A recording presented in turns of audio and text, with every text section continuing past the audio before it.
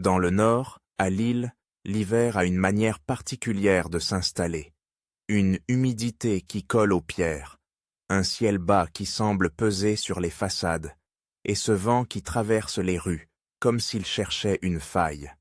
C'est là, le 22 novembre 1890, qu'un enfant naît dans une famille où l'on parle de la France comme d'une personne vivante, blessée, parfois humiliée, mais jamais définitivement vaincue.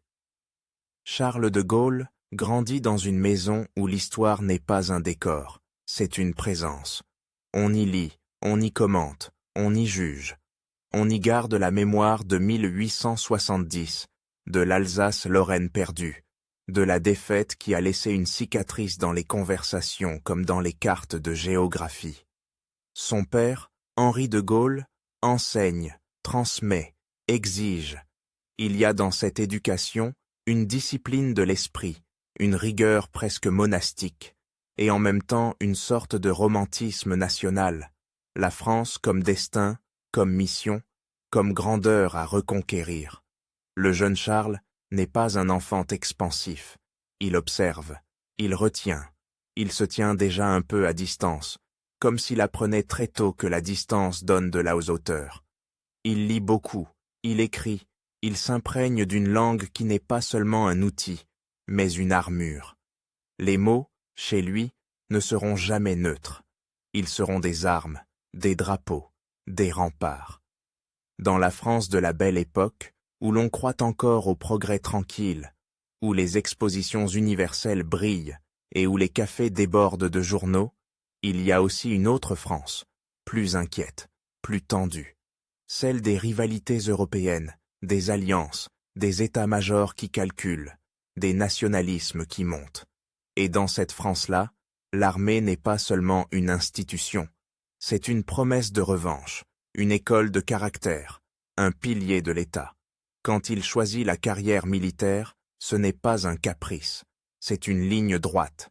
Saint-Cyr, l'école des officiers, est alors un monde à part, avec ses rites, ses codes, ses traditions qui sentent la poussière des casernes et la gloire des campagnes passées. On y apprend à commander, mais aussi à obéir. On y apprend la géométrie des manœuvres, la topographie, l'artillerie, l'infanterie, la logistique, cette science ingrate sans laquelle les plus beaux plans meurent dans la boue. On y apprend surtout une certaine idée de l'autorité, verticale, claire, incontestable. De Gaulle y arrive avec une ambition froide, presque austère. Il n'est pas le camarade facile, pas le boute-en-train. Il est grand, déjà, physiquement, et cette taille devient un symbole involontaire. On le remarque, on le jauge, on le trouve parfois raide. Mais la raideur, chez lui, n'est pas seulement une posture, c'est une manière de se tenir face au monde. L'Europe, elle, se tient au bord du gouffre sans le savoir, ou en faisant semblant de ne pas le savoir. L'été 1914 arrive comme un orage qui couvait depuis des années. Mobilisation, trains bondés, affiches, cris.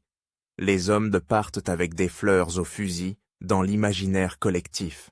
Mais la réalité, très vite, c'est la terre retournée, les tranchées, l'odeur de la poudre et de la chair, la pluie qui transforme les chemins en marécages, les nuits où l'on écoute l'artillerie comme on écouterait un monstre respirer. De Gaulle est lieutenant. Il entre dans la guerre comme on entre dans une forge. La Première Guerre mondiale n'est pas seulement une suite de batailles, c'est une machine à broyer les certitudes. L'infanterie avance à découvert sous les mitrailleuses, les offensives se répètent, les pertes s'empilent. Et l'on continue parce que l'État, parce que l'honneur, parce que la patrie. De Gaulle est y blessé une première fois, puis une autre. La guerre marque les corps et les esprits, et chez lui, elle creuse quelque chose de durable. La conviction que le courage ne suffit pas, que l'héroïsme individuel ne compense pas l'erreur stratégique, que l'autorité doit être lucide, ou elle devient criminelle. Il voit la rigidité des états-majors, la lenteur des décisions, l'aveuglement parfois. Il voit aussi la grandeur des hommes ordinaires, ceux qui tiennent, ceux qui obéissent, ceux qui meurent sans comprendre. Et puis, vient Verdun, 1916, ce nom qui devient une incantation. Verdun, c'est la bataille qui semble ne jamais finir. Un paysage lunaire, des collines éventrées, des villages effacés de la carte, des arbres réduits à des moignons noirs. De Gaulle y est engagé. Il est blessé, encore, et surtout il est fait prisonnier, capturé, arraché à la ligne de feu et projeté dans un autre univers, celui des camps, des barbelés, des règlements, de l'attente. La captivité pour un officier est une humiliation et une épreuve. Pour lui, elle devient une obsession. Il tente de s'évader. Une fois, deux fois, plusieurs fois. Il échoue. Il recommence. Il y a là quelque chose de révélateur. L'homme discipliné, formé à l'obéissance, refuse pourtant la situation qui lui est imposée. Il ne se résigne pas. Il ne s'adapte pas. Il lutte contre l'état de fait. Dans les camps allemands, il lit, il discute, il observe les autres prisonniers, il analyse. Il n'était pas seulement un captif, il est déjà un officier qui pense la guerre, qui cherche à comprendre pourquoi cette guerre est devenue ce qu'elle est, pourquoi les fronts se figent, pourquoi la puissance industrielle transforme le combat en abattoir. La captivité lui donne du temps, ce temps que la guerre refuse aux combattants, et ce temps, il le remplit de réflexion. Quand l'armistice de 1918 arrive, la France est victorieuse mais épuisée. Les monuments aux morts vont pousser dans chaque commune, comme des pierres de deuil. La société est traversée par une fatigue profonde, une volonté de ne plus jamais revivre ça, et en même temps une inquiétude. La victoire a coûté si cher qu'elle ressemble presque à une défaite différée. De Gaulle revient dans une armée qui se croit confirmée dans ses méthodes. L'infanterie, l'artillerie, la ligne, la défense. On a gagné, donc on a eu raison. C'est une tentation classique, confondre le résultat et la méthode, la fin et les moyens. Lui, au contraire, a vu la guerre de trop près pour se contenter des slogans. Il a vu l'immobilité meurtrière, il a vu la lenteur, il a vu l'absurdité des assauts de frontaux, et il pressent que la prochaine guerre, si elle vient, ne ressemblera pas à celle qu'on vient de finir. Il n'est pas le seul à le penser, mais il va le penser avec une intensité particulière, presque avec une foi. Dans l'entre-deux-guerres, l'armée française est un monde de tradition, de hiérarchie, de prudence. On se méfie des idées neuves, on se méfie des officiers qui écrivent, on préfère ceux qui se taisent et qui exécutent. De Gaulle, lui, écrit. Il a cette plume qui tranche, cette manière de construire une phrase comme on construit une position défensive. Solide, articulé, difficile à prendre. Il n'écrit pas pour faire joli. Il écrit pour convaincre, pour imposer une vision. Il s'intéresse à la mécanisation, aux chars, à la mobilité. Il comprend que le moteur, l'acier, la radio, la coordination peuvent maintenant briser la logique des tranchées. Il comprend que la guerre moderne sera une guerre de mouvement, de vitesse, de concentration des forces. Il comprend aussi que la technique n'était rien sans doctrine, sans organisation, sans commandement capable de décider vite. Mais dans les années 1920 et 1930, la France se protège. Elle se replie derrière une idée, plus jamais l'invasion. On construit la ligne Maginot, cette fortification gigantesque, symbole de sécurité et de peur. On investit dans le béton, dans les casemates, dans les galeries d'houles souterraines. On croit que la défense fixe peut compenser l'incertitude politique, la fragilité démographique, les divisions internes. La ligne Maginot devient presque une métaphore. Si l'on bâtit assez solide, le monde extérieur ne pourra pas entrer. De Gaulle regarde cela avec scepticisme. Non pas qu'il méprise la défense, mais il voit le danger d'une stratégie qui se fige, d'une armée qui se prépare à refaire la dernière guerre. Il y a aussi dans ces années-là un autre élément. la politique. La Troisième République est un régime de débat, de coalition, de crise ministérielle. Les gouvernements tombent, se succèdent, se recomposent. L'armée, elle, se veut au-dessus de tout ça, mais elle n'y échappe jamais vraiment. Les budgets, les choix industriels, les nominations, tout passe par le politique. De Gaulle, officier, observe ce théâtre avec une méfiance qui deviendra une conviction. Les partis divisent, l'État doit tenir. Mais pour l'instant, il est encore dans l'institution, encore dans la carrière, encore dans l'apprentissage. Il sert aussi à l'étranger. Il passe par la Pologne, dans les années qui suivent la guerre, au moment où l'Europe centrale est un puzzle instable, où les frontières bougent, où les jeunes États cherchent à se défendre. Là, il voit une autre manière de penser la guerre, une autre urgence. Il voit ce que signifie être un pays menacé, coincé entre des puissances. Il voit aussi la fragilité des alliances, la vitesse avec laquelle les promesses diplomatiques peuvent se dissoudre. Cette expérience nourrit chez lui une idée qui ne le quittera plus.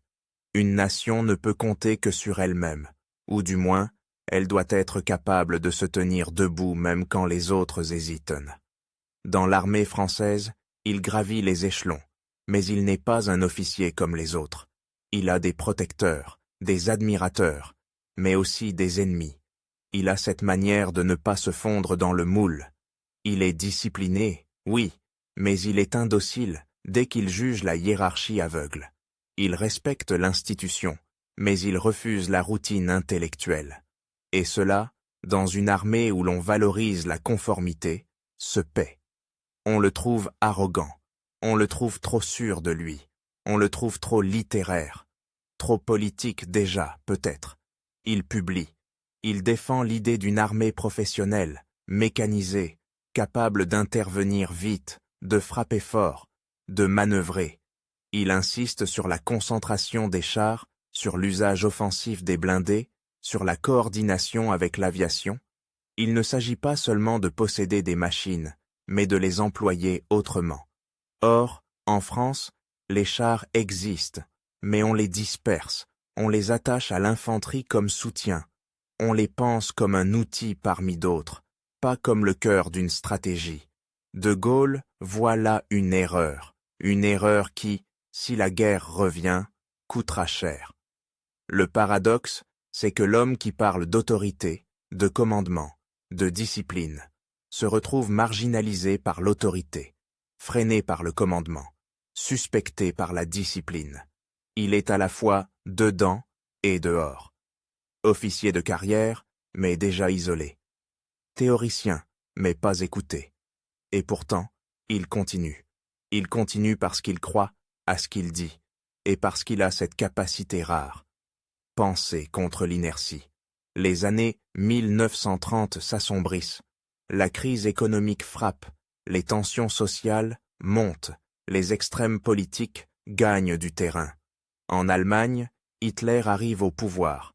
Le réarmement commence, d'abord masqué, puis assumé. Les discours deviennent plus agressifs, les frontières plus fragiles. En France, on débat, on hésite, on se divise. Pacifisme d'un côté, peur de l'autre, souvenir de 14 à 18 partout. Les anciens combattants sont encore là, mutilés, silencieux, et leur présence pèse sur chaque décision. Qui osera replonger le pays dans une boucherie? De Gaulle, lui, n'est pas un belliciste. Il n'a rien d'un homme qui aime la guerre pour la guerre. Il l'a trop vu. Mais il sait qu'on ne choisit pas toujours. Il sait que la faiblesse attire. Il sait que l'illusion de sécurité peut être mortelle. Il regarde l'Allemagne se transformer en machine, et il voit la France s'accrocher à ses certitudes. Il voit aussi l'armée française, respectable, courageuse, mais structurée pour une guerre qui n'existera peut-être plus. Dans les cercles militaires, on parle de lui. On le lit parfois, on le critique souvent.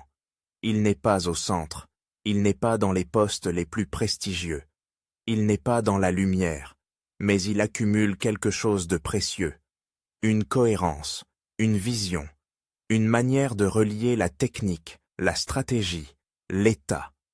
Chez lui, la guerre n'est en jamais séparée de la politique, non pas au sens partisan, mais au sens de la nation, de la souveraineté, de la décision.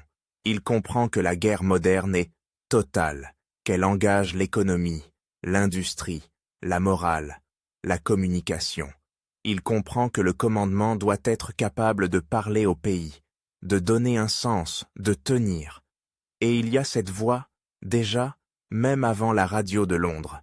Une voix intérieure, une manière de formuler la France comme une entité qui doit se dresser.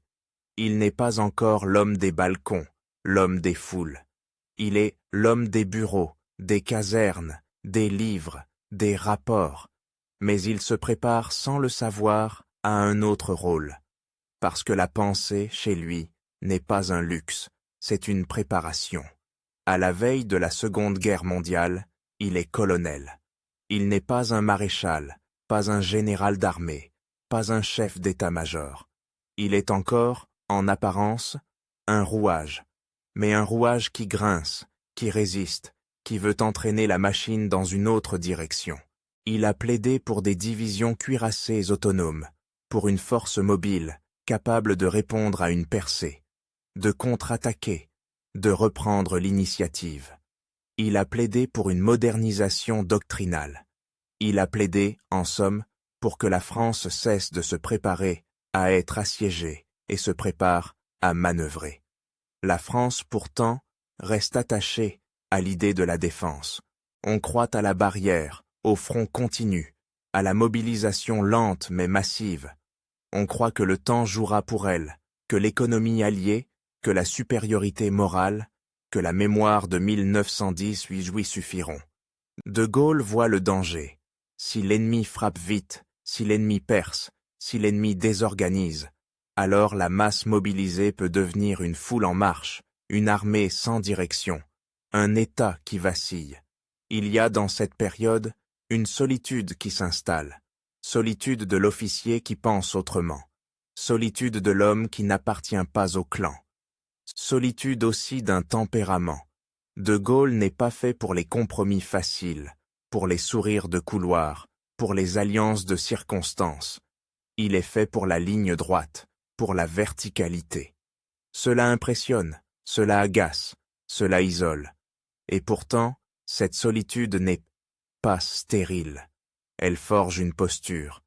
Elle forge une manière d'être qui, plus tard, deviendra une méthode politique.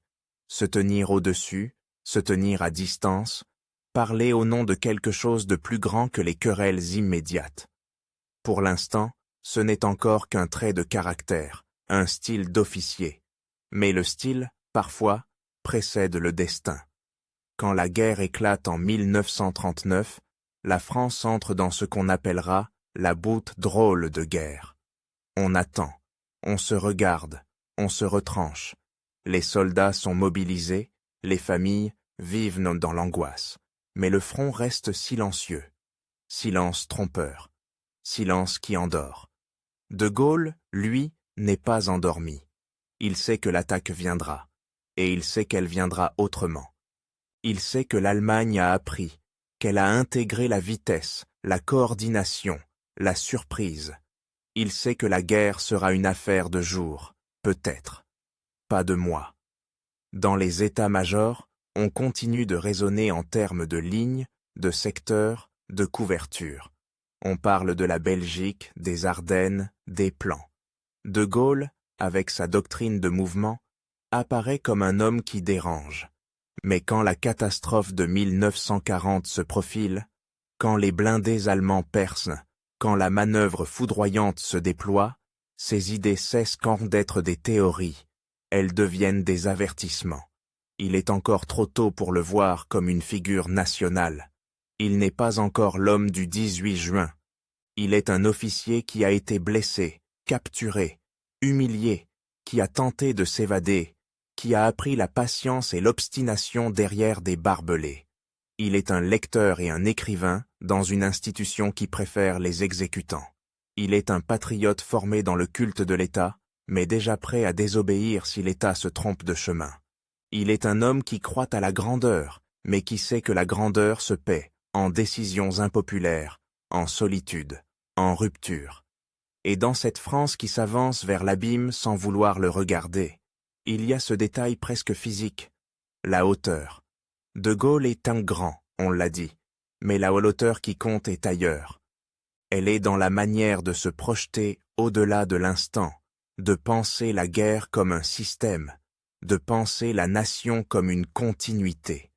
Cette hauteur-là, à la veille de 1940, n'est pas encore reconnue. Elle est là, simplement, comme une silhouette au fond d'un couloir qu'on ne remarque pas assez. Pas encore. Mais 1940, la drôle de guerre, s'évapore d'un coup, comme une buée sur une vitre qu'on essuie brutalement. Les routes se remplissent. Pas de colonnes or triomphales, non.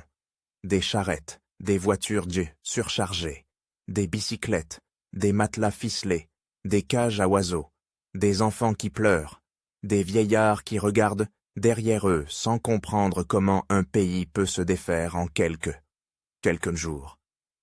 Le ciel est souvent clair, presque indécent, et dans cette lumière de printemps, la France se met à reculer. L'armée allemande ne se contente pas d'avancer.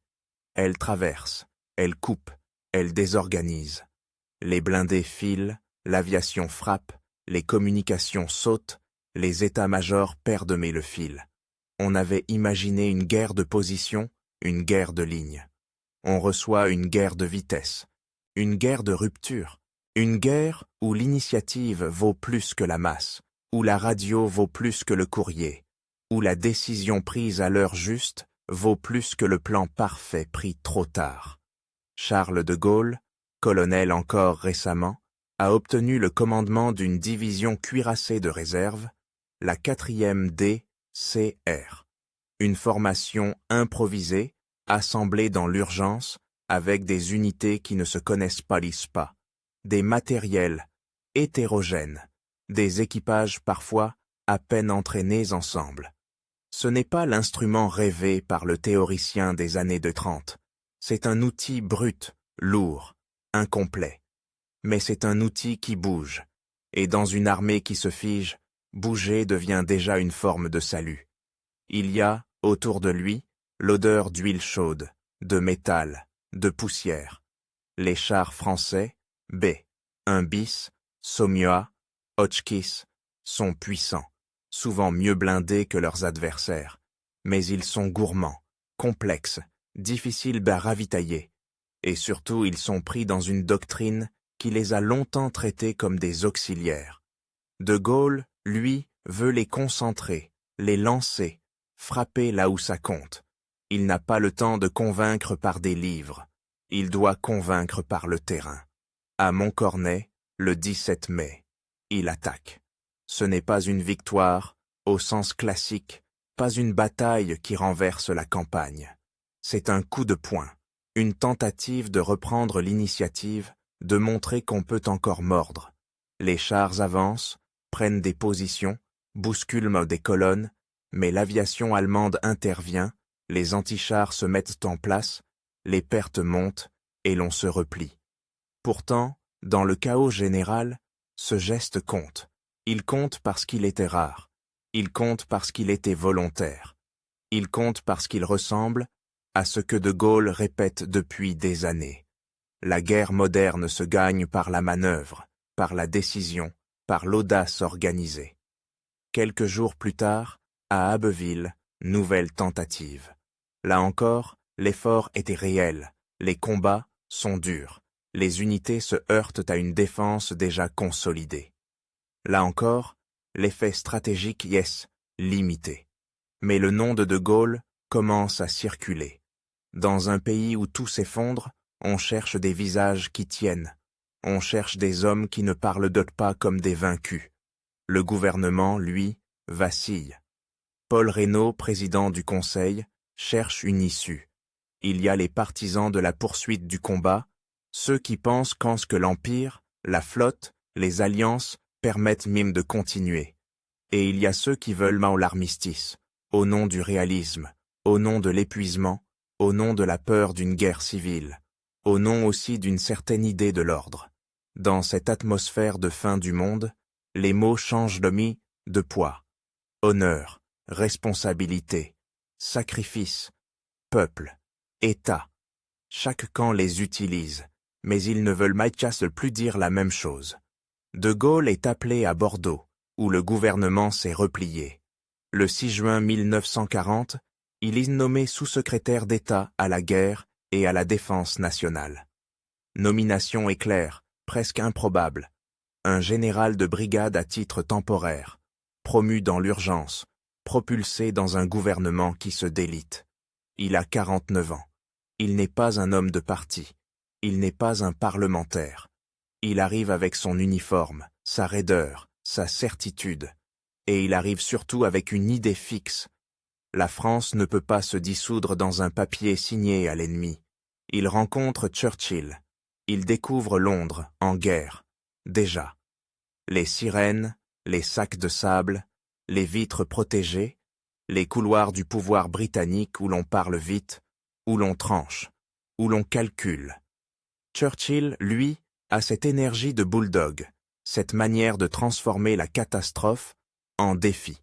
Entre les deux hommes, l'entente est réelle, mais jamais simple. Ils se respectent, ils s'utilisent, ils se méfient. Churchill voit en De Gaulle un symbole possible, un drapeau français à planter dans la tempête. De Gaulle voit en Churchill un allié indispensable, mais aussi un chef d'empire qui défend d'abord les intérêts de Britanniques. Deux volontés, deux orgueils, deux solitudes. À Bordeaux, la situation se dégrade d'heure en heure. Les ministres se divisent. Le maréchal Pétain, figure tutélaire de Verdun, incarne pour beaucoup la sécurité, la fin du cauchemar, le retour à l'ordre. Pierre Laval manœuvre. Reynaud hésite, tente encore, puis cède. Le 16 juin, Reynaud démissionne. Pétain devient chef du gouvernement. Le lendemain, il demande l'armistice. C'est là que la rupture se fait, nette, presque physique. De Gaulle comprend que rester, c'est se soumettre. Et se soumettre, pour lui, ce n'est pas seulement perdre une bataille, c'est perdre l'État, perdre la continuité, perdre la capacité de parler au nom de la France autrement qu'en vaincu. Il quitte la France pour Londres le 17 juin à bord d'un avion britannique. Un départ qui ressemble à une fuite pour certains, à une trahison pour d'autres, à une folie pour presque tout le monde. Il n'emporte pas une armée, il n'emporte pas un gouvernement, il emporte une voix. Le 18 juin 1940, la BBC. Un studio, des micros, une technique de radio qui transforme l'air en message. De Gaulle parle. Peu de Français l'entendent en direct. En réalité, la radio n'est pas partout, l'heure n'est pas idéale, et l'événement n'a pas encore la légende qu'il aura plus tard. Mais le texte existe. Il est diffusé, rediffusé, recopié, commenté. Il devient un acte fondateur parce qu'il affirme l'inverse de ce que tout le monde voit. La France n'a pas perdu la guerre. Elle a perdu une bataille. Et la guerre, dit-il, est mondiale. Les forces industrielles, les empires, les alliés, tout cela finira par écraser l'Allemagne. Il faut tenir, il faut continuer, il faut se rassembler. Ce qui frappe dans cet appel, ce n'est pas seulement le contenu. C'est le ton, la jaude à la hauteur. La manière de parler comme si l'État existait encore, comme si la légalité n'était pas un tampon administratif mais une continuité historique. De Gaulle n'a pas de mandat parlementaire. Il n'a pas été élu pour cela. Il n'a même pas, à ce moment-là, une organisation solide derrière lui.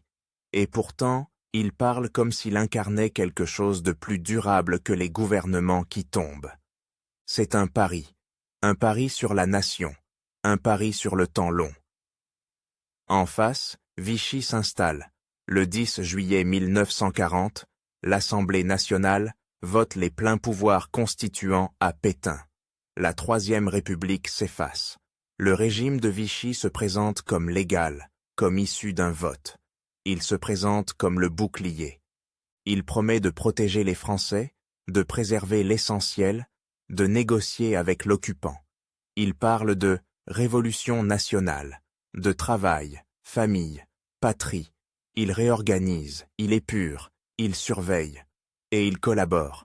De Gaulle, à Londres, doit faire face à une réalité brutale. Il est un homme seul contre un État qui se dit légitime. Il n'a pas de territoire, il n'a pas d'administration, il n'a pas de finances, il n'a pas de troupes, ou presque. Il a quelques de volontaires, des marins, des aviateurs, des soldats qui refusent l'armistice, des civils qui traversent la Manche, des hommes qui arrivent avec une valise, parfois avec rien. Il a aussi des Français de l'Empire, des territoires lointains, où l'autorité métropolitaine est soudain incertaine. Et il a une obsession, faire exister la France dans la guerre, pour qu'elle ne soit pas traitée comme un pays vaincu qu'on administre. La France libre naît dans les détails concrets, dans des bureaux prêtés, dans des tampons fabriqués, dans des papiers à en-tête, dans des uniformes sans intendance, dans des querelles de préséance, dans des négociations avec les Britanniques pour obtenir des armes, des navires, des fréquences radio, dans la création d'un symbole, la croix de Lorraine, choisie comme signe de ralliement, face à la croix gammée. Un signe simple, visible, qui dit « Il existe une autre France, mais exister ne suffit pas, il faut durer. Et pour durer, il faut des territoires, des hommes, une administration, une monnaie, une justice, une diplomatie. » De Gaulle comprend très vite que la guerre n'est pas seulement militaire. Elle est politique, elle est juridique, elle est symbolique. Il faut pouvoir signer, nommer, punir, récompenser. Il faut pouvoir parler aux alliés d'égal à égal, ou au moins tenter de le faire. Il faut pouvoir dire « La France n'est pas un problème à gérer, c'est un acteur ». L'Empire devient alors un champ de bataille invisible, pas seulement contre l'Axe, mais contre l'effacement. En Afrique équatoriale française, Félix Éboué, gouverneur du Tchad, se rallie à De Gaulle dès août 1940. Le Tchad, puis le Congo, l'Oubangui-Tchari, le Cameroun. Des noms lointains, des cartes que beaucoup de métropolitains regardaient à peine avant la guerre. Et pourtant, ces territoires donnent à la France libre quelque chose d'essentiel. Une base, un sol, une profondeur, une possibilité de lever des troupes, d'organiser des liaisons, de montrer au monde que De Gaulle n'est pas seulement une voix dans un micro. Tout n'est pas victoire. Il y a des échecs cuisants. Dakar, septembre 1940. De Gaulle tente de rallier l'Afrique occidentale française. Il arrive avec une force navale britannique.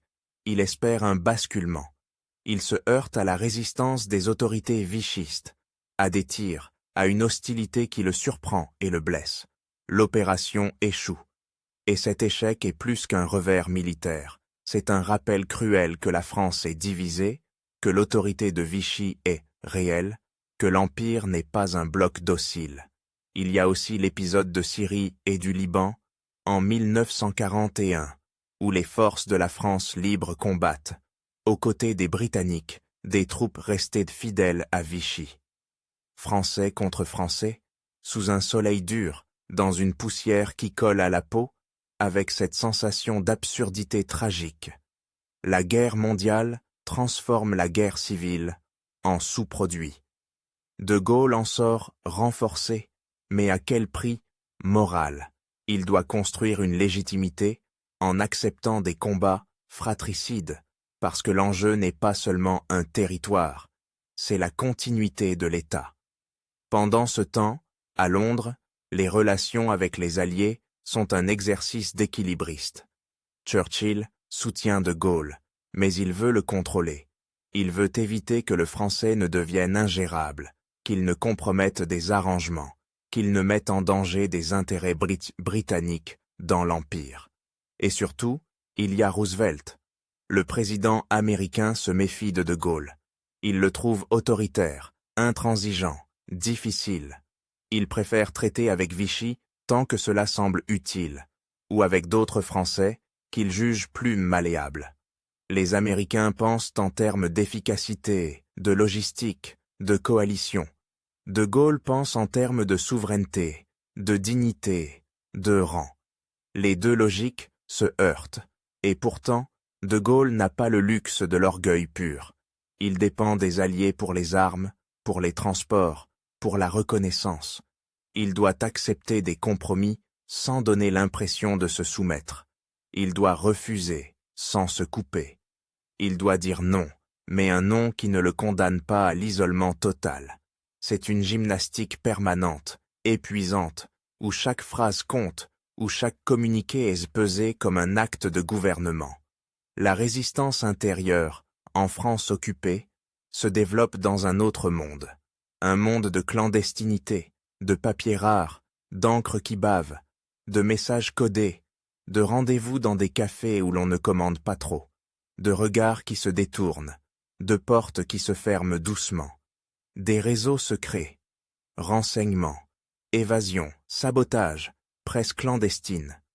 Des mouvements apparaissent, souvent fragmentés, parfois rivaux, avec leur culture politique, leur méfiance, leurs héros. Il y a des gaullistes, des socialistes, des communistes, des catholiques, des militaires, des étudiants. Et il y a la répression, la Gestapo, la police allemande, mais aussi la police française, les arrestations, les interrogatoires, les déportations. De Gaulle, à Londres, doit faire le lien. Mais comment diriger ce qu'on ne voit pas? Comment unifier ceux qui se méfient? Comment parler au nom de ceux qui risquent leur vie sans jamais l'avoir rencontré? Il lui faut un homme, un relais. Quelqu'un capable de descendre dans la nuit française, de parler à tous, de convaincre, d'organiser, de faire remonter l'information, de faire accepter l'idée que la France libre n'est pas une aventure personnelle, mais une structure.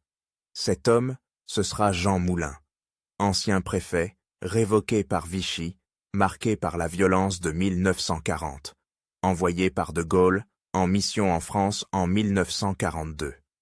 Moulin traverse les frontières, change d'identité, rencontre les chefs de mouvement, écoute, négocie, apaise, impose parfois. Il porte une idée simple et presque impossible, unifier, créer un Conseil national de la résistance, faire en sorte que la résistance intérieure reconnaisse l'autorité de Gaulle, non pas comme un chef de faction, mais comme le représentant de la France combattante. L'unification est lente, fragile, menacée. Les communistes, après l'invasion de l'URSS en juin 1941, entremêlent massivement dans la lutte armée et deviennent une force majeure. D'autres mouvements veulent garder leur autonomie. Les rivalités personnelles existent, les divergences idéologiques sont profondes. Et pourtant, en mai 1943, le Conseil national de la résistance se réunit à Paris. Un acte clandestin, presque irréel. Des hommes et des femmes qui, sous l'occupation, décident de préparer non seulement la libération, mais aussi l'après. Ils rédigent un programme. Ils pensent la reconstruction. Ils pensent l'État social. Ils pensent la légitimité. Jean Moulin est arrêté en juin 1943, torturé, meurt sans parler, devient un symbole. Pour De Gaulle, c'est une perte stratégique et morale. Mais l'œuvre de Moulin survit. L'idée d'une résistance unifiée, rattachée à une autorité extérieure, prend corps. Et cette autorité extérieure, De Gaulle la transforme peu à peu en gouvernement. Car Londres ne suffit plus. La France libre doit se rapprocher du théâtre principal. L'Afrique du Nord devient centrale après le débarquement allié de novembre 1942, l'opération Torche. Là, les Américains traitent d'abord avec l'amiral Darlan, puis avec le général Giraud. Giraud, militaire respecté, évadé d'Allemagne, apparaît aux yeux de certains alliés comme une alternative plus acceptable à De Gaulle. Moins politique, plus docile, plus métourne militaire. De Gaulle voit le danger, être remplacé, marginalisé, réduit à une figure de radio, pendant que d'autres administrent la France libérée. La rivalité avec Giraud est un duel de légitimité. Giraud a des troupes, des territoires, une reconnaissance alliée initiale. De Gaulle a la cohérence, la symbolique du refus de 1940, la France libre, la résistance qui se rallie. Les deux hommes se rencontrent, se toisent, se supportent mal. De Gaulle, avec sa froideur, sa maîtrise du verbe, sa capacité à incarner une continuité, finit par prendre l'ascendant. Pas en un jour. Par une série de manœuvres politiques, d'alliances, de pressions, de démonstrations d'autorité. En juin 1943, à Alger, se crée le Comité français de la libération nationale, le CFLN, coprésidé d'abord par De Gaulle et Giraud. Mais la coprésidence est une fiction provisoire. De Gaulle travaille à transformer ce comité en véritable gouvernement. Il veut des commissaires, des administrations, une justice, une armée unifiée. Il veut que la France soit présente à la table des alliés, pas dans l'antichambre. Il veut que l'on cesse de parler de « Français » au pluriel, ceux de Vichy, ceux d'Alger, ceux de Londres, et que l'on parle de la France au singulier. À Alger, la guerre est proche et lointaine à la fois. Proche par les convois, les uniformes, les blessés, les cartes d'état-major. Lointaine parce que la métropole est encore occupée, parce que Paris est encore sous la botte, parce que les maquis se battent avec des armes parachutées, parce que les rafles continuent. De Gaulle, dans cette ville blanche, entre mer et collines, construit un État en exil qui veut déjà être un État de retour. Il y a aussi une dimension essentielle. La France doit se laver de la défaite sans se raconter d'histoire. De Gaulle refuse l'idée que Vichy aurait été une parenthèse légitime. Il refuse que la France soit traitée comme un pays libéré par d'autres, administré par d'autres, rééduqué par d'autres. Il refuse l'AMGOT, ce projet américain d'administration militaire des territoires libérés. Il veut que, dès que le sol français sera repris, l'autorité française s'y installe immédiatement. Pas demain, pas après négociation, tout de suite. Cette obsession de l'État se voit dans les détails, dans la préparation des commissaires de la République, envoyés pour rétablir l'autorité dans les régions libérées, dans la planification des réquisitions, des ravitaillements, des réouvertures de services publics, dans la volonté de restaurer la légalité républicaine tout en assumant la nécessité de l'exception. Car comment rétablir la loi dans un pays où la loi a été utilisée pour collaborer? Comment punir sans sombrer dans la vengeance? Comment épurer sans déchirer? De Gaulle sait que la libération sera un moment de fièvre, de règlement de compte, de justice expéditive. Il veut encadrer, il veut canaliser, il veut que l'État reprenne la main avant que la rue ne la prenne. Et pendant que De Gaulle construit, les Alliés avancent. L'Italie, la Méditerranée, les bombardements, les préparatifs du débarquement. Les Français libres participent. Bir Hakeim en 1942, où la brigade du général Koenig tient face à l'Africa Korps, devient un symbole de résistance militaire française. La 2e division blindée de Leclerc se forme, s'entraîne, attend son heure. Leclerc, autre figure gaullienne, a prêté serment à Koufra en 1941 de ne déposer les armes que lorsque le drapeau français flotterait sur Strasbourg. Serment grandiloquent, peut-être, mais dans une époque où tout s'écroule, la grandiloquence peut être une charpente. Le 6 juin 1944, la Normandie, les plages, les barges, le fracas, les corps, les haies, les villages écrasés.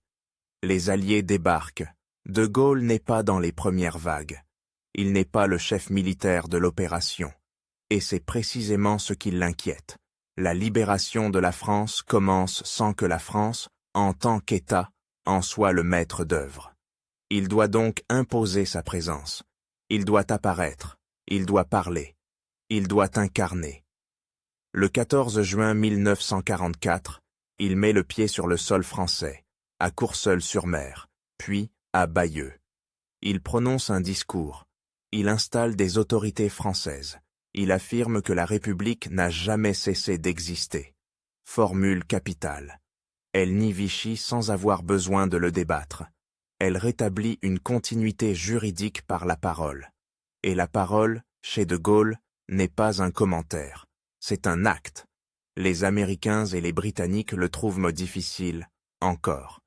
Ils voudraient ni parfois un interlocuteur plus souple, mais ils ne peuvent ni pas ignorer ce qu'il représente. Une capacité à donner à la libération une forme française, à éviter que le pays ne se sente occupé une seconde fois, cette fois par ses libérateurs.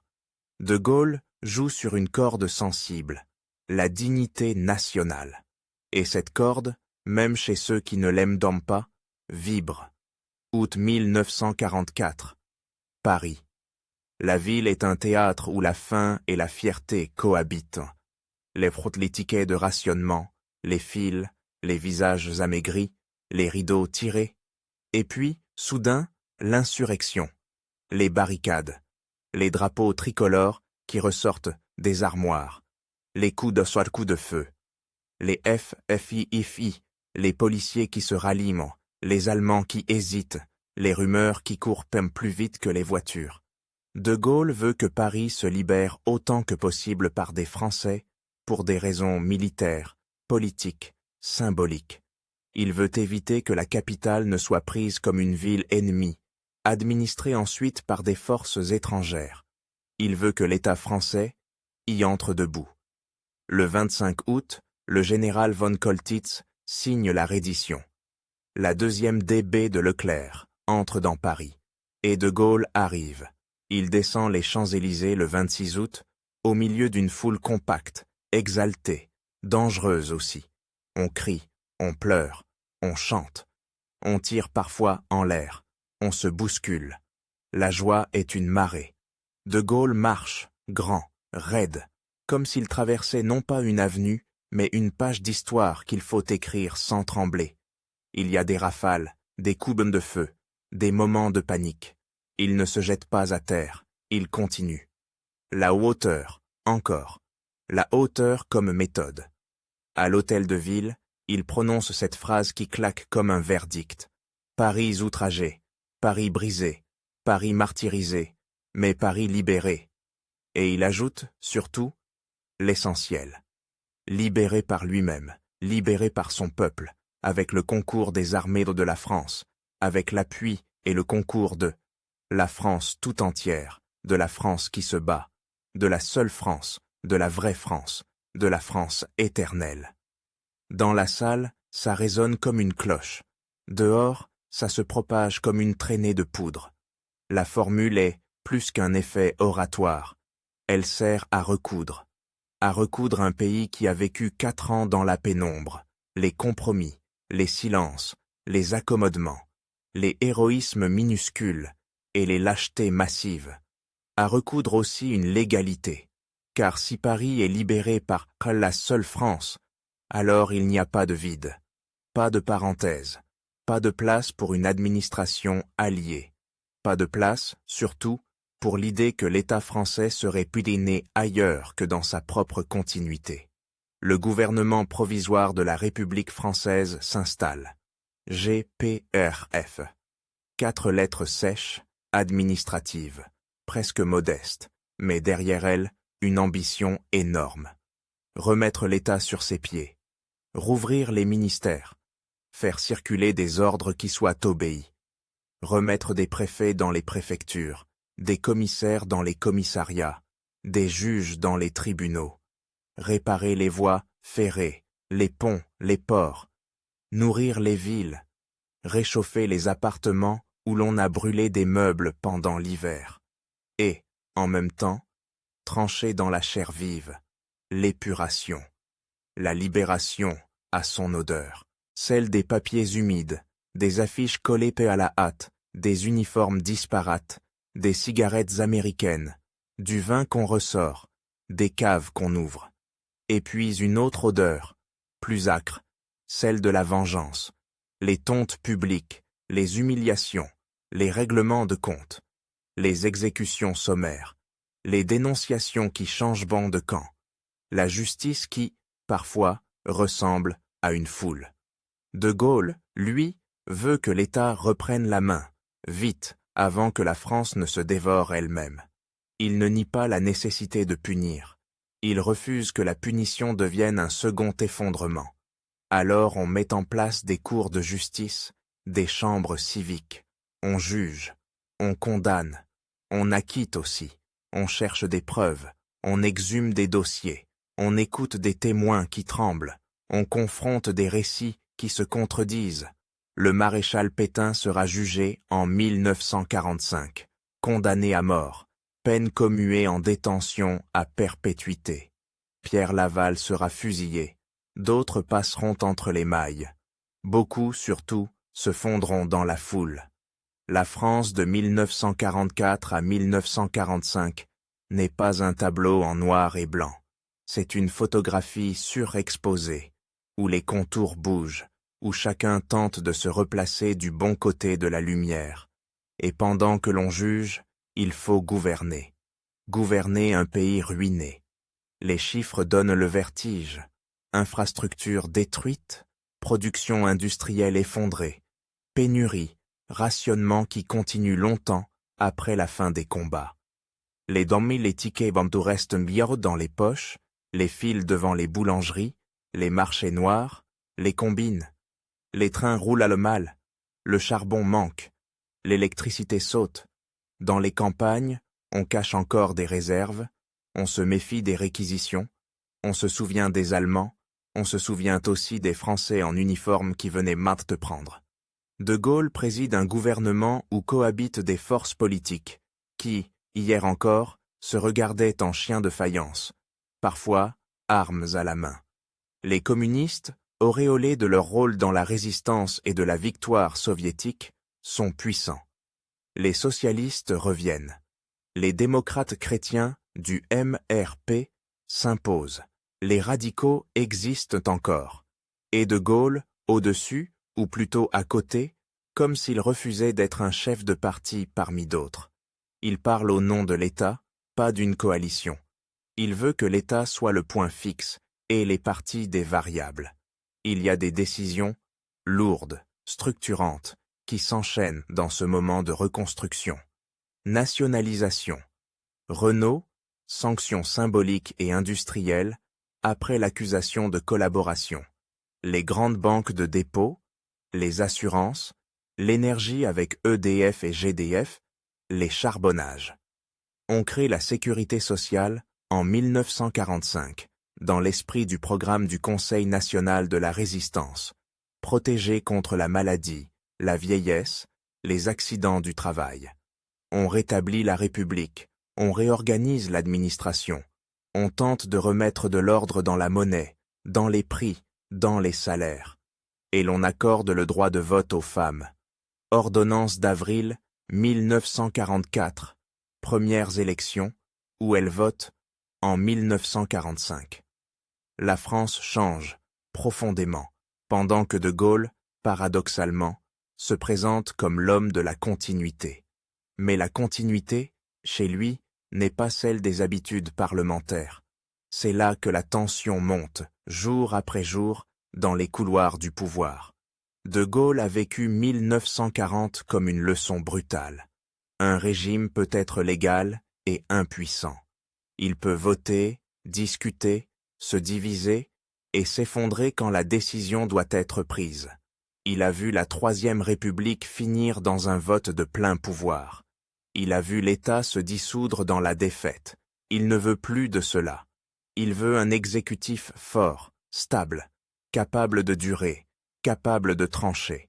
Il veut que le gouvernement gouverne et que le Parlement contrôle sans paralyser.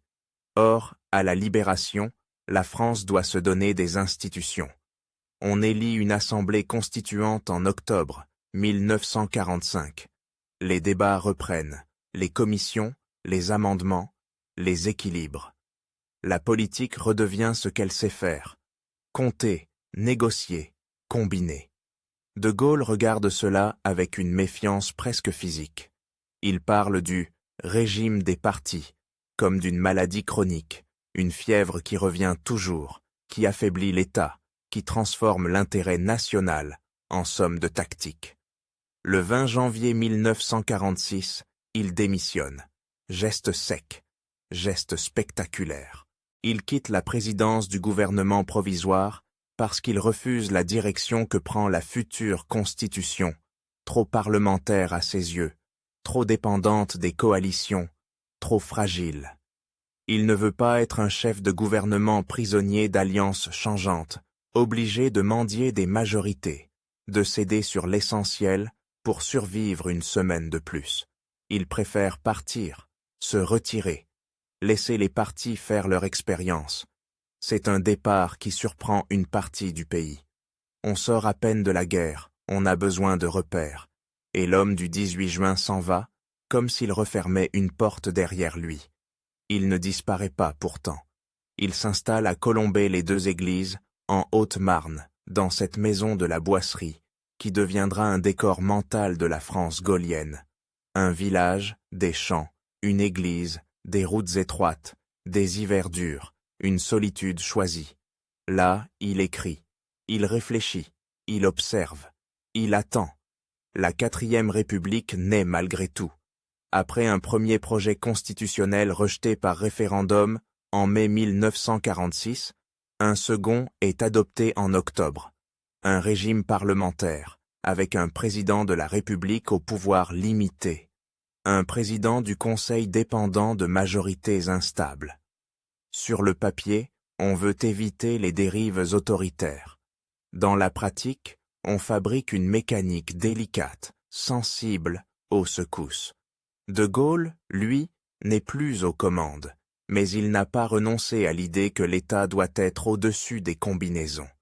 Il prononce, en juin 1946, le discours de Bayeux. Bayeux, encore, comme un point de repère. Il y dessine sa vision. Un chef de l'État doté d'une légitimité et de pouvoir réels, arbitre et garant, capable de nommer le gouvernement, de dissoudre, de consulter le pays. Il parle d'équilibre, mais c'est un équilibre vertical, structuré, où l'exécutif tient la charpente. Beaucoup l'écoutent, beaucoup applaudissent, beaucoup surtout se disent que c'est trop tôt, trop gaullien, trop personnel. La France, croit-on, veut de revenir à la normalité. Or la normalité en politique française, c'est le Parlement. Les années qui suivent sont celles d'une étrange traversée. De Gaulle n'est pas un exilé au sens classique. Il est en France, il est célèbre, il est consulté parfois, il est irrespecté souvent. Mais il est hors du jeu, et il le vit comme une mise à l'écart, presque comme une injustice historique. Il a sauvé l'honneur, il a restauré l'État, et le voilà renvoyé à sa maison de campagne pendant que les partis reprennent leurs habitudes. Il ne se contente pas de bouder, il organise. En avril 1947, il lance le Rassemblement du peuple français, le RPF. Le nom est tout un programme, pas un parti, un rassemblement, pas une idéologie, un peuple, pas une fraction, une nation. Il veut contourner le système, parler directement aux de Français, créer une force politique qui ne soit pas prisonnière des étiquettes. Il sillonne le pays, il prononce des discours devant des foules immenses. On vient le voir comme on vient voir un monument vivant. Il y a des drapeaux, des chants, une ferveur qui rappelle parfois les grandes heures de la libération. Sa voix, encore, sa hauteur, sa manière de parler comme si la France était une personne debout, qu'il fallait empêcher de retomber. Mais la politique quotidienne est un marécage. Le RPF obtient des succès municipaux, des élus, une implantation. Et puis, Il se heurte à la réalité du Parlement, aux alliances, aux compromis, aux ambitions locales. De Gaulle veut des hommes qui obéissent à une ligne nationale. Il trouve des élus qui pensent à leur circonscription, à leur mairie, à leur carrière. Il veut une discipline au service d'une idée. Il rencontre des fidélités fluctuantes. Et surtout, le système se défend. Les partis traditionnels s'unissent parfois contre lui, modifient donc les règles électorales, isolent les gaullistes. Le RPF finit par s'essouffler. De Gaulle, qui déteste l'échec visible, se retire à nouveau, progressivement, au début des années 1950. Le mouvement se délite. La traversée du désert devient réelle. Pendant ce temps, la 4e République vit. Elle vit même intensément, dans une succession de gouvernements, de crises, de recompositions. On reconstruit, on modernise, on profite du plan Marshall, on lance des plans de modernisation, on voit apparaître des autoroutes, des usines, des logements. La France se transforme économiquement, mais politiquement, elle tremble. Les gouvernements tombent, les majorités se font et se défont, et au-dessus de tout, comme un nuage qui ne se dissipe pas, il y a l'Empire. L'Indochine d'abord. Une guerre lointaine, sale, incomprise, qui s'étire jusqu'à Dien Bien Phu en 1954. Défaite retentissante. Choc national. Puis, l'Afrique du Nord. La Tunisie, le Maroc, où l'indépendance finit par s'imposer en 1956. Et surtout l'Algérie, qui n'est pas une colonie comme les autres dans l'imaginaire français. Ce sont des départements, dit-on, une partie du territoire national. Une population européenne installée, des intérêts économiques, une armée présente, une administration lourde, et une majorité musulmane privée d'égalité politique réelle, traversée par des aspirations nationales qui deviennent insurrection. Le 1er novembre 1954, la Toussaint rouge, attentat, début de la guerre d'Algérie. Au départ, beaucoup à Paris pensent à une opération de maintien de l'ordre. Un mot commode. Maintenir l'ordre. Comme si l'ordre existait encore. Très vite, c'est une guerre sans nom officiel, mais avec des morts, des embuscades, des tortures, des représailles, des villages quadrillés, des zones interdites, des camps, des interrogatoires. L'armée française, marquée par l'Indochine, veut gagner. Elle développe des méthodes, elle obtient des résultats tactiques, elle s'enfonce moralement. Et la politique à Paris hésite, recule, avance, change de gouvernement, change de ligne, sans jamais trancher. De Gaulle observe tout cela depuis Colombey, comme un homme qui a quitté la Suksène mais qui entend encore les bruits de la salle. Il écrit ses mémoires de guerre, publiés à partir de 1954. Ce n'est pas seulement un récit, c'est une construction de soi, une manière de fixer une version, de donner une cohérence, de se placer dans le temps long. Il se présente comme l'homme de la légitimité, de la continuité, de la France debout. Et pendant qu'il écrit, la 4e République s'épuise. 1956. Guy Mollet arrive au pouvoir avec une majorité forte, promet la paix en Algérie, et se retrouve à envoyer le contingent, à durcir la répression, à couvrir des pratiques qu'il condamnera plus tard. La même année, l'expédition de Suez, la France et le Royaume-Uni, avec Israël, tentent de reprendre la main après la nationalisation du canal par Nasser. Opération militaire efficace, fiasco diplomatique, les États-Unis et l'URSS imposent mais l'arrêt. Humiliation. Le monde a changé. Les empires européens ne décident plus seuls. De Gaulle, qui n'est pas au pouvoir, voit dans Suez une preuve supplémentaire. Sans indépendance, la France n'est qu'un auxiliaire. En Algérie, la spirale continue. Le FLN s'organise. La violence s'intensifie. À Alger, en 1957, la bataille d'Alger. Attentats, répression, quadrillage, arrestations massives, tortures systématiques. L'armée gagne la bataille urbaine, perd quelque chose d'essentiel, la frontière morale. Et à Paris, les gouvernements tombent encore. La question algérienne devient un poison qui dissout l'autorité. Puis vient 1958, une année où tout se resserre, où les nerfs lâchent, où l'histoire accélère. En avril, la chute du gouvernement Gaillard. En mai, la perspective d'un nouveau président du Conseil, Pierre Pflimlin, jugé trop modéré par les partisans de l'Algérie française. À Alger, la colère monte. Les Européens d'Algérie, une partie de l'armée, des activistes, craignent une négociation, une trahison. Ils veulent un pouvoir fort, décidé à maintenir l'Algérie dans la France. Ils veulent un homme. Le 13 mai 1958, à Alger, c'est l'explosion. Manifestation, prise du gouvernement général, création d'un comité de salut public. Le général Massu est là, figure de la bataille d'Alger.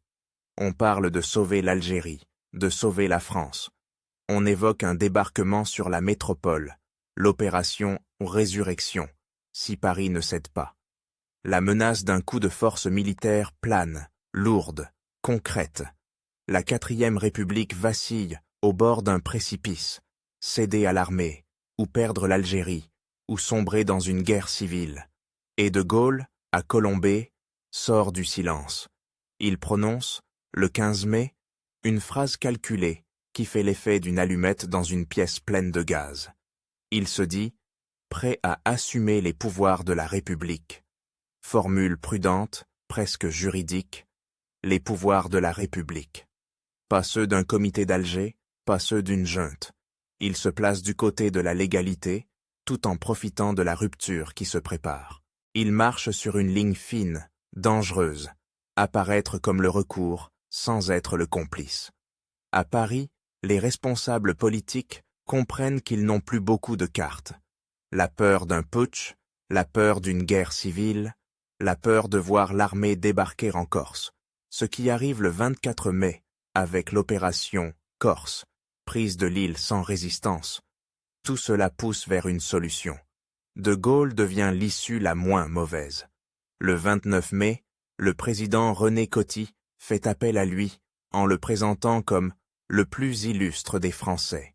Le 1er juin 1958, De Gaulle est investi président du Conseil par l'Assemblée nationale, avec les pleins pouvoirs pour 6 mois et la mission de préparer une nouvelle constitution.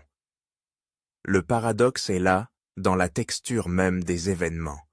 L'homme qui se veut l'incarnation de la légalité revient au pouvoir porté par une crise où l'armée menace la République. Il revient par un vote parlementaire, mais sous la pression de la rue d'Alger et des casernes. Il revient en promettant de respecter la République, tout en annonçant qu'il va la refonder. Il revient surtout avec une idée fixe, mettre fin à l'instabilité, mettre fin au régime des partis, donner à l'État une colonne vertébrale. L'été 1958 est un atelier constitutionnel, pas un débat académique ni session, un chantier mené à marche forcée. Michel Debré, garde des Sceaux, juriste, gaulliste, devient l'architecte principal du texte. On consulte, on discute, on rédige. De Gaulle suit, tranche, impose des orientations. Le président de la République doit être fort. Le gouvernement doit pouvoir gouverner. Le Parlement doit être encadré. On introduit l'article 16, pouvoirs exceptionnels en cas de crise grave. On prévoit le recours au référendum. On organise la possibilité de dissoudre l'Assemblée nationale. On crée un conseil constitutionnel, gardien des règles du jeu. Tout cela n'est pas seulement technique, c'est une philosophie du pouvoir, une méfiance envers la fragmentation, une volonté de verticalité. Le 28 septembre 1958, le projet est soumis au référendum. La campagne est intense, les affiches, les réunions, les journaux. On parle de salut, de stabilité, de modernité. On parle aussi de risques, de pouvoir personnel, de dérive. Le « oui » l'emporte largement. La Ve République tenait. De Gaulle a obtenu ce qu'il voulait depuis Bayeux, une architecture institutionnelle qui place l'exécutif au centre et qui prétend relier directement le chef de l'État à la nation. Et pourtant, au moment même où cette nouvelle république se met en place, l'Algérie brûle toujours. La crise qui l'a ramenée au pouvoir n'est pas résolue, elle est seulement déplacée. Les partisans de l'Algérie française croient encore que De Gaulle est leur homme. Beaucoup l'ont appelé pour cela. Ils l'imaginent en chef de guerre, en garant de l'unité territoriale. Ils se souviennent de sa phrase à Alger, le 4 juin 1958, « Je vous ai compris ». 3 mots d'une ambiguïté redoutable. Comprendre n'est pas promettre. Comprendre peut être le prélude à une décision contraire. Mais sur le moment, chacun entend ce qu'il veut entendre. De Gaulle, lui, avance avec une prudence de stratège. Il sait que l'armée est puissante, qu'elle se sent investie d'une mission, qu'elle a ses réseaux, ses fidélités, ses colères. Il sait que les Européens d'Algérie sont prêts à tout. Il sait aussi que la guerre est sans issue politique durable si l'on refuse de regarder la réalité en face. Une majorité algérienne qui ne se satisfera pas éternellement d'une citoyenneté incomplète, un nationalisme qui s'enracine, un monde décolonisateur, une France métropolitaine fatiguée, divisée, qui envoyait ses appelés faire une guerre dont elle ne veut pas prononcer le nom. La Ve République commence donc sur une promesse de stabilité, mais avec une bombe à retardement dans les mains. De Gaulle a retrouvé l'État, il a retrouvé la hauteur, il a retrouvé la voix, et il a retrouvé aussi cette vieille habitude de l'histoire française, demander à un homme de résoudre ce que les institutions n'ont pas su trancher. Janvier 1959. Le décor change, mais pas l'air du temps. À l'Élysée, les tapis étouffent les pas. Les huissiers glissent comme des ombres. Les dossiers s'empilent. Et derrière les fenêtres, Paris a cette lumière d'hiver qui blanchit les façades et durcit les silhouettes. Charles de Gaulle devient le premier président de la Ve République. Il n'entre pas dans un palais. Il s'installe dans une fonction qu'il a, en grande partie, dessinée lui-même. Il connaît la mécanique. Il en a voulu les leviers. Il en assume le poids. Il y a, dans sa manière de présider, quelque chose de militaire et quelque chose de monarchique, mais sans couronne. Les conseils des ministres sont des cérémonies de travail. Ordre du jour. Décision. Peu de bavardage. Il écoute, il tranche. Il renvoie chacun à sa mission. Il n'aime pas les palabres. Il aime les lignes nettes. Et quand il parle comme si la phrase devait tenir debout toute seule, sans béquille, sans commentaire, sans rectificatif. La voix, devient un instrument de gouvernement. La radio, puis la télévision, ces boîtes lumineuses qui entrent-croquis dans les salons, deviennent des relais de la hauteur. Mais l'Algérie, elle, ne se laisse pas gouverner par la hauteur. Elle se gouverne par la peur, par la fatigue, par le sang, par les rancœurs. Et De Gaulle, dès les premiers mois, comprend qu'il doit faire ce que personne n'a osé faire clairement. Déplacer l'objectif. Non plus gagner militairement, mais sortir politiquement. Sortir sans que la France se déchire. Sortir sans que l'armée se retourne. Sortir sans que l'État se brise. En septembre 1959, il prononce le mot qui change tout. L'autodétermination. 3 syllabes qui, à Paris, sonnent comme une solution, à Alger comme une trahison, dans les casernes comme une provocation. Autodétermination. Les Algériens décideront. De Gaulle ne dit pas encore « indépendance ». Il laisse des portes, il ménage des transitions, il parle d'options. Mais la direction est là. Et ceux qui l'avaient appelé en 1958 pour sauver l'Algérie française comprennent, soudain, qu'ils ont peut-être rappelé au pouvoir un homme qui ne leur appartient pas. La rupture se fait par paliers, comme une falaise qu'on descend en cherchant des prises. Janvier 1960. La jolie semaine des barricades, à Alger. Des activistes, des Européens d'Algérie, des partisans de l'Algérie française, dressent des barricades, affrontent les forces de l'ordre, veulent entraîner l'armée. Les rues y deviennent des couloirs de colère. Les slogans claquent, les armes circulent. On attend que les régiments basculent. De Gaulle, à Paris, tient. Il ne cède pas. Il ne se précipite pas non plus dans une répression aveugle qui ferait de lui l'ennemi des Français d'Algérie. Il laisse l'armée régulière rétablir l'ordre. Il observe qui obéit, qui hésite, qui complote. Car le danger, désormais, n'est plus seulement en face, dans le FLN. Il est dedans, dans l'appareil militaire, dans les fidélités forgées par des années de guerre, par l'humiliation de l'Indochine, par la conviction que les politiques lâchent. De Gaulle connaît cette musique, l'armée qui se croit dépositaire de la nation. Il l'a vue en 1940, il l'a vue en 1958. Il sait qu'elle peut devenir un État dans l'État. Et il sait aussi que, s'il perd l'armée, il perd la République qu'il vient de fonder.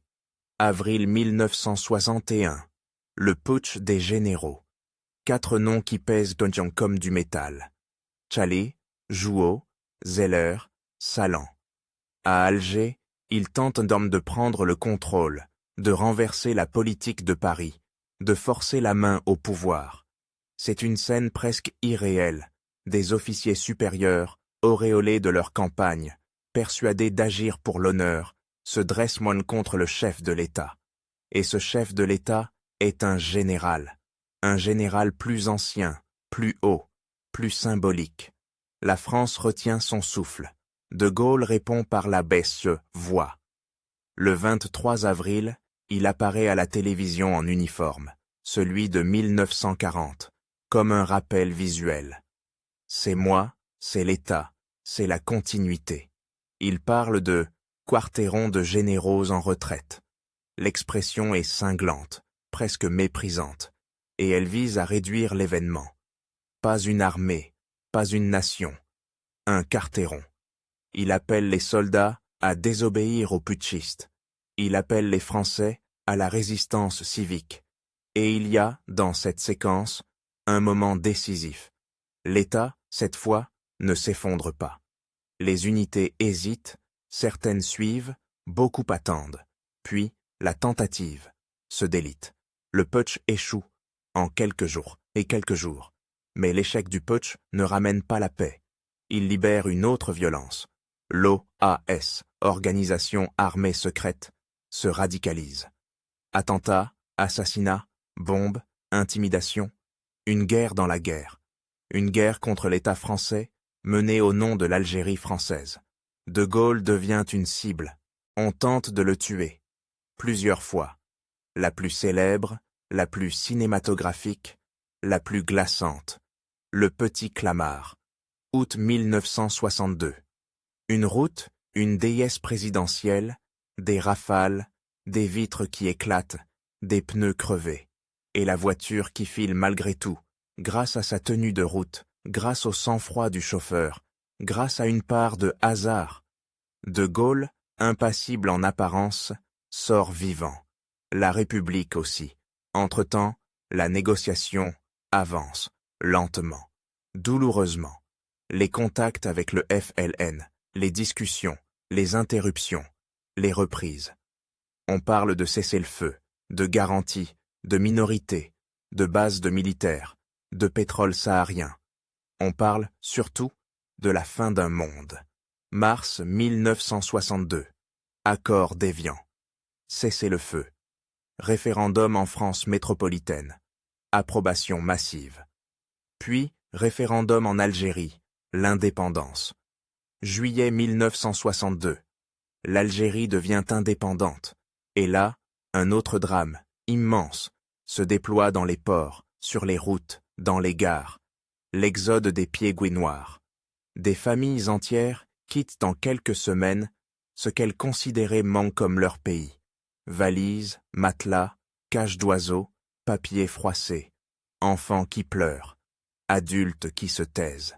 Marseille, Oran, Alger, des quais saturés, des bateaux bondés, et les harkis, ces Algériens qui ont combattu aux côtés de la France, abandonnés pour beaucoup, victimes de représailles terribles.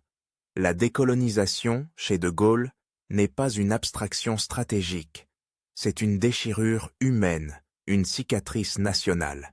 Il la juge nécessaire, il la laisse se faire avec une froideur qui choque, il pense en termes d'État, de durée, de survie politique, il accepte que la France perde un territoire pour ne pas perdre son régime. 1962, encore. De Gaulle ne se contente pas d'avoir réglé l'Algérie. Il verrouille la Ve République. Il veut que le président ne soit pas seulement un arbitre élu par un collège de notables. Il veut une légitimité directe. Il propose l'élection du président de la République au suffrage universel direct. Les partis crient au coup de force. Le Parlement s'indigne. L'Assemblée nationale vote une motion de censure contre le gouvernement Pompidou. De Gaulle répond par l'arme constitutionnelle qu'il a prévue. Dissolution. Il renvoie les députés devant les électeurs. Il fait du pays le juge. Référendum sur l'élection présidentielle, oui. Législative, victoire gaulliste. La relation directe entre le chef et la nation, qu'il a toujours recherchée, devient un fait institutionnel. À partir de là, la Ve République prend son rythme.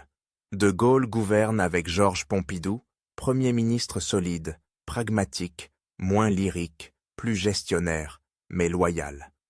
Le pouvoir gaullien a deux faces, la hauteur présidentielle et la mécanique gouvernementale. Et pendant que la France se modernise, croissance, grands ensembles, voitures sur les routes, électroménager, télévision, consommation, De Gaulle poursuit une autre obsession, l'indépendance nationale. Indépendance, cela veut dire, d'abord, ne pas dépendre militairement des autres.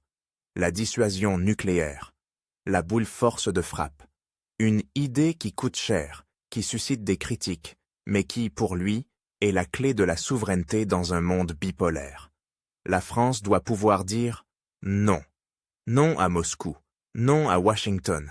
Non à l'idée que sa sécurité serait un service rendu par un allié. Les essais nucléaires commencent au Sahara en 1960, puis se poursuivent en Polynésie à partir de 1966. Derrière les images de champignons atomiques, il y a une logique, être une puissance qui compte, même si elle n'est plus un empire. Indépendance, cela veut dire aussi ne pas être un simple rouage de l'OTAN. En 1966, De Gaulle décide le retrait de la France du commandement intégré de l'Alliance Atlantique. La France reste alliée, mais elle reprend la maîtrise de ses forces. Les états-majors de l'OTAN quittent le territoire français. Les Américains déménagent dans des bases, des bureaux, des habitudes. C'est un geste spectaculaire, presque théâtral, mais il est décohérent avec sa vision. La France ne doit pas être un protectorat stratégique. Elle doit être une nation qui choisit. Cette politique d'indépendance se joue aussi dans la diplomatie. De Gaulle voyage, il parle, il prononce des phrases qui font le tour du monde. 1964, reconnaissance de la Chine populaire, avant beaucoup d'autres pays occidentaux. Il veut parler à Pékin, sans passer par Washington. Il veut exister dans le monde tel qu'il est, pas tel qu'on le rêve. Il critique la guerre du Vietnam. Il défend l'idée d'une Europe qui ne soit pas une simple extension américaine. L'Europe des nations, de l'Atlantique à l'Oural, dit-il, formule qui choque et fascine, qui semble ouvrir un horizon au-delà de la guerre froide. Et puis, il y a l'Allemagne. Là, De Gaulle joue une partition historique. L'ennemi héréditaire devient le partenaire indispensable. Avec Konrad Adenauer, il scelle le traité de l'Élysée en 1963. Des images fortes. Deux vieux hommes, deux mémoires de guerre, deux nations qui ont appris à se haïr et qui décident de se lier. Ce n'est pas seulement de la diplomatie, c'est une réécriture du destin européen. De Gaulle veut une Europe qui se construise sur ce couple, mais sans supranationalité excessive. Il se méfie des institutions qui échappent aux États. Il oppose, à plusieurs reprises, son veto à l'entrée du Royaume-Uni dans la Communauté économique européenne. En 1963, puis en 1967, persuadé que Londres serait le cheval de Troie des Américains. Là encore, indépendance. Il y a aussi sa guerre monétaire, plus feutrée, mais révélatrice. De Gaulle critique le privilège exorbitant du dollar, cette capacité des États-Unis à financer leur déficit en émettant la monnaie de référence. Il parle d'or, de stabilité, de souveraineté. Ce sont des débats techniques, mais chez lui, ils deviennent politiques. La monnaie, c'est la puissance, et la puissance, c'est la liberté d'action. Pendant ces années, la France gaullienne se donne des symboles. Le Concorde, projet franco-britannique, avion supersonique, prouesse technologique et vitrine. Le programme spatial, avec le lancement d'Astérix en 1965, premier satellite français. Les grands aménagements, les autoroutes, les barrages, les plans industriels. La modernisation est réelle, parfois brutale, parfois inégale. Les campagnes se vident, les villes gonflent, les banlieues poussent. La société change plus vite que les discours officiels. Et De Gaulle, lui, reste De Gaulle. Un homme né au XIXe siècle, qui gouverne une France qui entre dans la consommation de masse, dans la jeunesse nombreuse, dans la culture pop, dans les contestations nouvelles. Il a une relation étrange avec le pays. Il le domine et il l'écoute. Il le méprise parfois quand il le juge frivole. Il le respecte toujours quand il le juge souverain. Il croit au peuple, mais pas au parti. Il croit au suffrage, mais pas aux combinaisons. Il croit à la nation, mais il se méfie des foules quand elles deviennent incontrôlables. 1965. Première élection présidentielle au suffrage universel direct. De Gaulle se présente. Il pense, au fond, que sa légitimité est telle qu'il sera élu facilement. Or, il est mis en ballottage. François Mitterrand, candidat unique de la gauche, le contraint à un second tour. Surprise, avertissement. De Gaulle gagne, mais il comprend que la relation directe avec le peuple n'est pas un chèque en blanc. La France l'admire, mais elle peut aussi le contester. Elle peut aussi se lasser. Et puis, arrive 1968, un printemps qui commence par des mots et finit par une crise de régime. Au départ, ce sont des étudiants, Nanterre, la Sorbonne, des revendications sur les conditions d'études, sur l'autorité universitaire, sur la liberté, des slogans, des assemblées, des occupations. La police intervient, les images circulent, les pavés volent, les barricades se dressant dans Paris, la nuit, sous les lampadaires, avec cette fumée âcre des lacrymogènes, ces sirènes, ces courses, ces cris. La ville redevient, l'espace de quelques nuits, une scène révolutionnaire. Mais le vrai basculement, c'est quand les ouvriers entrent dans la danse. Grève massive, usines occupées, 10 millions de grévistes. Le pays s'arrête. Les trains, les postes, les administrations, les chaînes de montage. La France moderne, celle des 30 glorieuses, montre soudain sa fragilité. Tout tient par le travail, et le travail peut se retirer. Les revendications sont salariales, sociales, mais aussi existentielles. Dignité, reconnaissance, participation. Le pouvoir, lui, paraît vieux. L'autorité, elle, paraît lointaine. De Gaulle est déstabilisé, pas parce qu'il a peur des pavés, parce qu'il sent que quelque chose lui échappe, une mutation de société qu'il ne comprend pas entièrement, une contestation qui n'est pas seulement politique, mais culturelle, générationnelle. Il parle peu au début, il tarde, il laisse Pompidou négocier. Les accords de Grenelle, fin mai, apportent des hausses de salaire, des avancées, mais la base ouvrière les rejette d'abord dans plusieurs usines. La crise continue. Et puis, soudain, un trou dans le récit. Le 29 mai, De Gaulle disparaît quelques heures. Il part à Baden-Baden, en Allemagne, voir le général Massu, commandant des forces françaises en Allemagne. Geste mystérieux, qui alimente les rumeurs. Fuite, préparation, recherche d'un appui militaire. Il revient le lendemain. Et là, il reprend la main par ce qu'il sait faire le mieux. La parole solennelle et la décision institutionnelle. Le 30 mai, allocution. Il dissout l'Assemblée nationale. Il appelle à l'ordre républicain. Il annonce des élections. Et, dans Paris, une immense manifestation gaulliste défile sur les Champs-Élysées. Drapeau tricolore, marseillaise, foule compacte. La France, debout, répond à la France, en ébullition. Les élections législatives de juin 1968 donnent une victoire écrasante aux gaullistes. Paradoxe encore, la plus grande crise sociale du régime se conclut par un triomphe électoral du pouvoir. Mais ce triomphe est trompeur. Il ne résout pas tout. Il recouvre, il reporte. De Gaulle a gagné une bataille politique, mais il a perdu quelque chose d'intime, la certitude d'être en phase avec le pays. Il a 77 ans. Il porte l'histoire comme un manteau lourd. Et la France, elle, court. Les mois qui suivent ont une tonalité différente, plus tendue, plus sèche. De Gaulle veut réformer, notamment le Sénat et la régionalisation. Il veut transformer l'organisation territoriale, donner une structure nouvelle, moderniser l'État. Mais il ne veut pas négocier comme un chef de parti. Il veut trancher comme un chef d'État. Il choisit donc son arme favorite, le référendum. Et il en fait, comme souvent, un acte de confiance. Un oui, c'est l'adhésion. Un non, c'est le désaveu. Il lie son sort au résultat.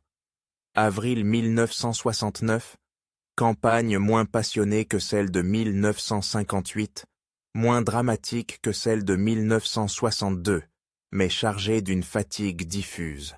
Beaucoup de Français ne votent pas sur le texte. Ils votent sur l'homme, sur sa longévité, sur son style, sur son époque. Le 27 avril, le non l'emporte. De peu, mais il l'emporte. Et De Gaulle, fidèle à sa logique, ne cherche pas d'arrangement. Il ne temporise pas. Il ne prend acte, pas. Il part. Le 28 avril 1969, il démissionne. Une phrase courte, administrative, presque froide. Comme un ordre, comme une fin de service. Il quitte l'Élysée comme il avait quitté le gouvernement provisoire en 1946, par refus de se maintenir sans adhésion claire. Il a gouverné par l'exception, il a refondé par la rupture, il a incarné la légalité en la remodelant. Et il accepte que la légitimité se retire d'un simple bulletin. Il retourne à colomber les deux églises, la boisserie, les arbres, les champs. Le silence. Là, il écrit encore, travaille, à ses mémoires d'espoir. Il reçoit peu, il lit. Il suit l'actualité, mais de loin. La France continue sans lui, avec Georges Pompidou, élu président. Le gaullisme devient peu à peu une tradition de pouvoir plus qu'une présence physique. 9 novembre 1970. Soir d'automne. De Gaulle meurt à Colombey, d'une rupture d'anévrisme, chez lui, simplement. La nouvelle tombe comme un coup de tonnerre dans un ciel déjà sombre. Pompidou annonce « Le général de Gaulle est mort, la France est veuve ». Formule qui dit tout, un homme confondu avec un pays qui pendant 30 ans s'est mesuré à sa silhouette. Et pourtant, ce qui reste n'est pas seulement une silhouette, ce sont des institutions, une constitution qui tient, un président élu par le peuple, un État central renforcé, une idée de la souveraineté qui a marqué durablement la diplomatie française, une décolonisation menée au prix de fractures profondes, une relation directe, presque charnelle entre un chef et la nation, faite de voix, de hauteurs, de balcons, de référendums, et, à la fin, de silence. Il aura passé sa vie à refuser d'être un homme comme les autres, tout en prétendant n'être que le serviteur de la République. Il aura utilisé la rupture pour sauver la continuité. Il aura gouverné en se tenant au-dessus des partis, mais en s'appuyant sur le suffrage. Il aura voulu une France debout, quitte à la secouer. Et il aura quitté la scène non pas renversé, non pas vaincu par un adversaire, mais désavoué par ce qu'il avait placé au sommet, le verdict du peuple.